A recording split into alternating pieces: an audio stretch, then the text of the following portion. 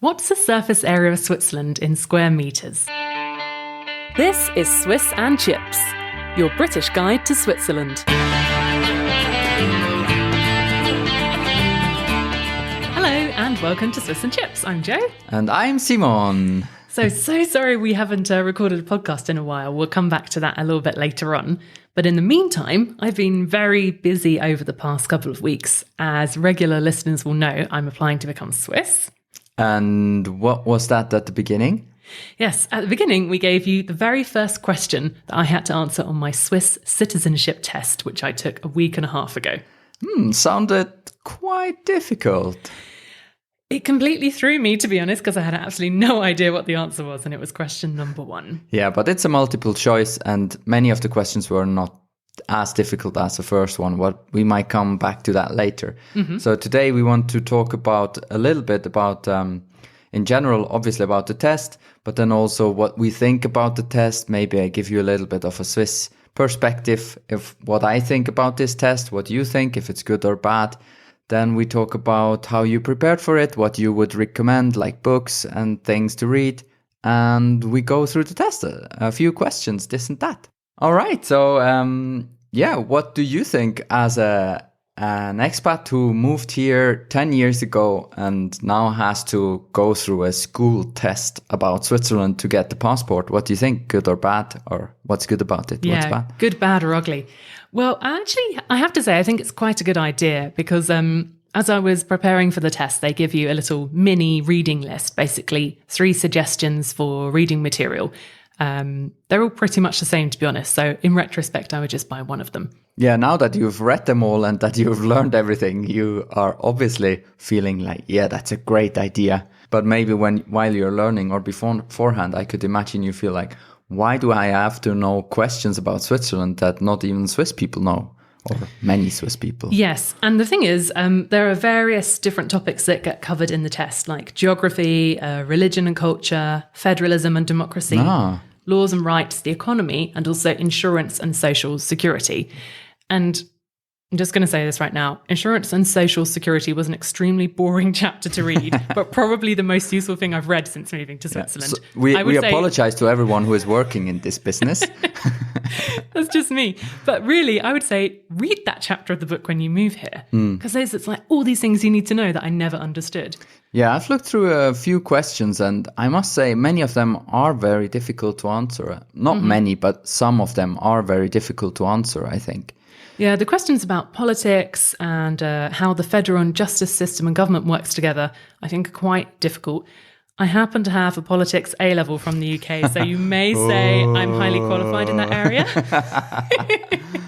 But no, they're quite difficult. And I also found history quite hard because that doesn't come into your day-to-day life in Switzerland very often. And you do have to learn specific dates. Some are obvious, but some were quite hard to remember. Yeah, I think in general, you could see it like this, that it's quite mean or quite a big hurdle to take, especially for one who is maybe not very fluent in one of the languages as well, as you have to only have like A2 or what in Britain or in writing. It depends where you live, and all of this is just for Canton Bern because the rules are different everywhere. Okay. But in Bern, you have to have, let me remember, I think it's A2 written German and B1 spoken. I have a C1 in German in all aspects.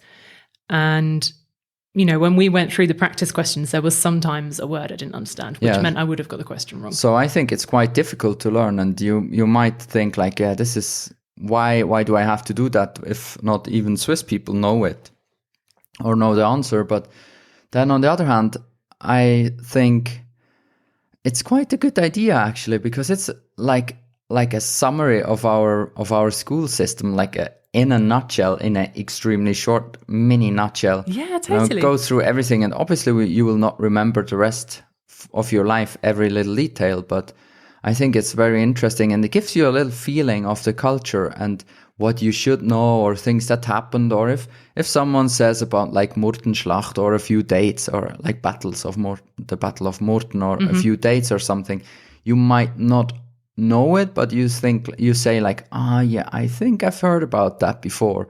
And that's a bit of how we live, I think. So it's quite nice, actually, when you want to become Swiss. Definitely. It's really just this mixture of things that you need to know, or that sort of the state needs you to know in order for you to live here.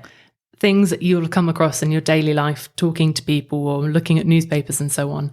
And this kind of mixture of information that you would have learnt at school, but we wouldn't have. Yeah, and first I thought it's like a chicane, like a, how do you say it? Obstacle course? No, it's like a... I don't know. That wasn't on the test. If we would have anyone who would speak 2 languages here, like... Or describe the word. I describe it while I Google the translation.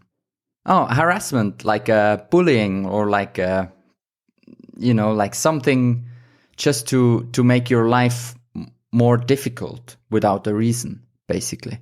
So that's basically what I said at the beginning, but not how you thought of it. We speak of chicanes like in a road, it's really difficult to drive because it bends around a lot. Either you hear all of this conversation in that podcast, and my apologies, or we cut it out. Anyway. So, first I thought it's just, that word. And then I thought... An obstacle thrown in an our obstacle, path. Okay, yeah. Then I thought after a while, well, actually, this is actually quite nice. I think I wouldn't see it so much as an obstacle throwing in your path, but more like a swimming help to help a swimming aid? Yeah. Like right. This is nice. This is something we want to give people that come here and become Swiss to kick off their life, really. Yeah. So, and you brought up a point the other day, which I thought is true about politics, right? Mm-hmm. When you need it for votes. Yes, exactly. I think the point was about the separation of powers in governments. Mm-hmm. And this is something that I learned in my politics A-level, just to bring that up again. That, like the police and the judicial system and the government are all separate. Mm-hmm. And when you have crossover in between them, that's when you can get corruption, for example. Exactly, yeah. And they also had questions which I think were quite useful for people to know. For example, what if the owner of where I live wants to come into my flat? Do I have to let them in or not? Basic questions like that. Or if my employer doesn't pay me, who do I go to complain to? And neither of us knew the answer to that until we had the practice question. Yes, like simple rights questions. And also you said about politics, it's important to know these things because we vote that often in Switzerland, right? I mean, we vote 4 times a year about several topics, and it's good to know a little bit about Switzerland, how we work and how things work together. Then you also have a proper say, a proper opinion. Yeah, totally. And if I get granted my citizenship, then I will get to exercise that right to vote, which is basically the reason why I'm doing this. And it's good to know, when will I be asked to say something, or when could I say something if I wanted to? Yeah, true. So after all of this, let's dive a little bit into your preparation specific test. How did you prepare for it, and what would you recommend? Yeah. Or no, first, how did you prepare? How long does it take? What would you recommend? How difficult it is? Yep. We talked a little bit about this in the last episode of our podcast in this mini-series that we're doing on Becoming Swiss. And there I've listed the reading materials with links to where you can buy them. Mm-hmm. But once you have met all the requirements to be able to take the citizenship test, which means you obviously have to contact your Gemeinde first of all, and then they give you a special stamped letter that says you can apply for the test. Then you have to take the test at a couple of specific places that they say. Mm-hmm. So that's important to find out first. I asked a friend who had already gone through the test how long it would take to prepare for it, because there are different dates throughout the year. And I wanted to know, do I need like 6 months or a week or what? And he said to me, how long will it take you to read a book, basically, and remember what's in it? I thought, well, it depends how complicated the book is. So we bought the books and I had a flick through and I thought, okay, I think I can probably do this. But there are 48 questions. You have to get 60% of them right to pass. Mm-hmm. And it's multiple choice and always 4 answers, right? Exactly, yeah. So that obviously makes it easier than if you actually had to remember off the top of your head when the Battle of whatever took place. Yeah, there are quite a few questions who are not that difficult. Yeah, some questions are very easy and very obvious. Some questions are really hard. Some questions you just have no idea because you just never came across it before. But hopefully that's all part and parcel of it. I haven't got my results yet, so we'll see. Yeah, I think you also have the advantage because you're a journalist, so you're quite often reading our politics, our newspapers, and so on. But maybe if you don't do that, there is also this preparation course. Do you think it's needed to do that? Yes, exactly. I didn't take the course, but I think if you're not reading the news very often and you don't know many Swiss people, for example, I would say go on the course. Yeah, just to learn a bit about the culture and that they emphasize what is important to learn. Yeah, exactly. You can get a bit more of a feel for the questions. Obviously, you can do question practice tests online as well. I think the course would be nice if you're feeling a bit worried about it or you just think you don't know that much about how Switzerland works. So, but then basically you read the book and then there are a few test questions and that should hopefully be enough, you think? I hope so. We don't know yet. Yeah, we don't know yet. If it comes back that I failed, then we'll remake this episode. All right. And then how was the test? Can you give us maybe a few examples that we know what is asked or what definitely. was asked? Was there also, for example, like recent things? Do I need to read the newspapers of the last week that I know things like that? I think it was very useful to have kept an eye on the news over the past couple of months because government ministers, for example, there are some obvious people at the moment who are really much more in the public eye because of coronavirus. And there are a couple of questions featuring these people. Like there were 4 photos of famous people in Swiss politics, for example, and you had to pick who's in charge of the Office of Public Health, for example. But there was also a picture of Daniel Koch. So it might be easy to confuse those 2 people if you don't know exactly who that person is. So I'd say it's worth looking at what's going on in Switzerland at the moment, for sure. They also had some questions which I thought were quite interesting that relate to things that Swiss people talk about a lot, like the names of the different types of wind that blow through the country, the bees and the föhn. Yeah, you know? Bisa or the föhn. Yeah, exactly. That's what I said. Which is like a cold wind or a warm wind, basically, to sum it up. Exactly. Where many people relate strong headaches to it. Yeah, and that's something I've never read about, but I've heard Swiss people talk about all the time. You've got also the book in front of you. Maybe you want to flick through it and give us like 1 or 2 examples of like an actual test and the answers. So we definitely give people a little bit. So something quite interesting that happened was that on the reading list that was given to me, the book that was recommended was called Die Schweiz verstehen, and it's a kind of A4 book. And when we went to the bookshop to buy it, I saw there was a nice little hand-sized book, Der kleine Schweizermacher. And this has about 6 chapters. And at the end of every chapter, there's a test on the contents of the chapter with multiple choice. Ah, okay. And the questions in this book are taken from previous real tests in the canton of Bern and canton Aargau. So very realistic. Is it also set up like this, the test, like in chapters? Or it is, yeah. Oh, okay. So when you get there, the first section was like culture, history and religion, for example. And then you do that bit, and then you move on to the next section, which is like the economy. And some of the questions and some of the facts that I learned from this book were actually in the test. So I was really happy. Ah, okay, yeah. Questions about like, what's the biggest sector of the Swiss economy, or what percentage of people who are in employment in Switzerland work in agriculture? You know, that's just a percentage you have to learn. Yeah. And I didn't know it precisely before. Now I do. Don't ask me what it is. No, I'm just kidding. So do you want a question from the actual paper or from the practice book? Well, do you have the actual paper including the answers? Only for a price. No, I'm kidding. I definitely don't, and I would never give it to anybody. So I would like just to give people a little bit of an example. Can you read maybe 1 or 2 questions including the answers? Then they know how the test is set up.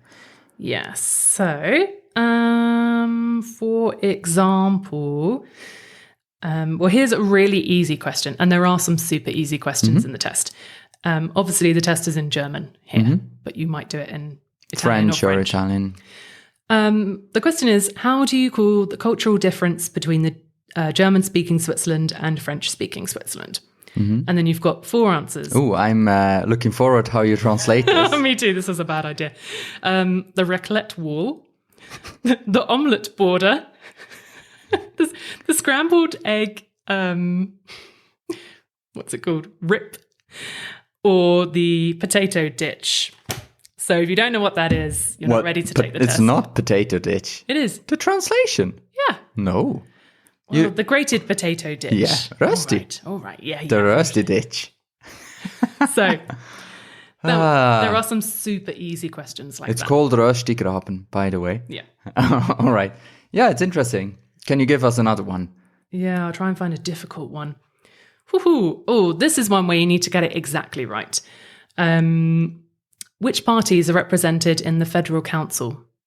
And then you've got 4 options, and I think you could quite easily get confused here if you don't know. Mm-hmm. So the answers would be A. SVP, SP, CVP, FDP. Or B. This is going to sound like Morse code or something. SP, CVP, GLP, Greens. Yeah, I think they got the gist. You got the gist. Yeah. So you need to know so the parties and their abbreviations. Yeah. That's another things thing like you have that. to learn. Yeah. So some are hard, some are easy. You only have to get 60%. Fingers crossed I've managed it. Yeah, now that we've read them, I think it sounds more difficult than it actually is. So Yeah. I've looked through the book. I think the book is really good, this small book. Maybe we put the link again in the show notes. So Yeah, definitely. The one that you recommend. Mm-hmm. That was nice. I really liked that book. And in fact, even if you're not doing the test, I think it's very useful to have if you can read German, because you can look up things like, what is the third pillar exactly? And do I need to have that? Got it. Yeah. All right. So we will also link this episode in our Facebook group and start a discussion maybe today or tomorrow or somewhere in the next few days. Who knows? Because I'm really intrigued or interested in knowing what other people think, what you think. Is that a good idea or a good thing or a bad thing, or what's good about it? Is it too difficult, too easy? Have you done it? How was it for you? And so on. Mm-hmm. So I'll try to start a little discussion there. So hopefully you can join. The Facebook group is called Switzerland for English Speakers. So please come in and find out. As they say in Switzerland. Yeah.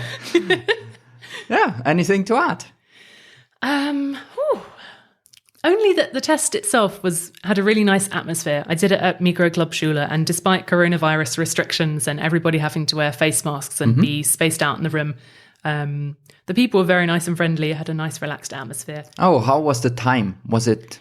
Oh, the time was really good. Okay. Great time. No No, problem. you have 90 minutes to do it in, but you can leave when you're done. And you don't have to wait a certain amount of time. Got and it. I'd say the first couple of people left after half an hour. I left after 40 minutes. Okay.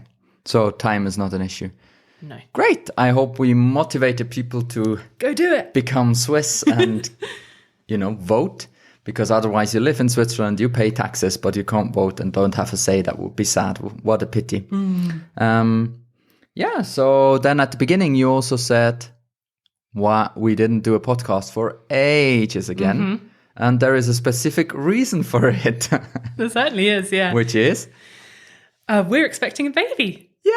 Woohoo! An actual Swiss and chips. A Swiss-British baby. Wow. Yes. So the past few months have been pretty sort of tiring, exhausting, feeling terrible for me. Also for you, because you had to do everything at home while I was feeling not that awful. bad for me, so Yeah, it's been a difficult few months, we could say. Well, yeah, it was a wild ride. It was an up and down roller coaster, other things in mind, but we don't give up with the podcast. We really try to do it on a regular basis, but be patient with us. I hope you stick with us, and a few baby podcasts might also come. Yes, because there's so much administration to having a baby in Switzerland, it seems. No. Obviously, I've got nothing to compare it to, but I don't think I've ever filled out so many forms in my life as I have the past few months. Becoming Swiss, having a baby, that's about it, I think. So too. Anyway, I hope you enjoyed the podcast, and I'm really glad you're still there, still here, still listening. Thank you very much, and hope to Hear from you soon. Bye.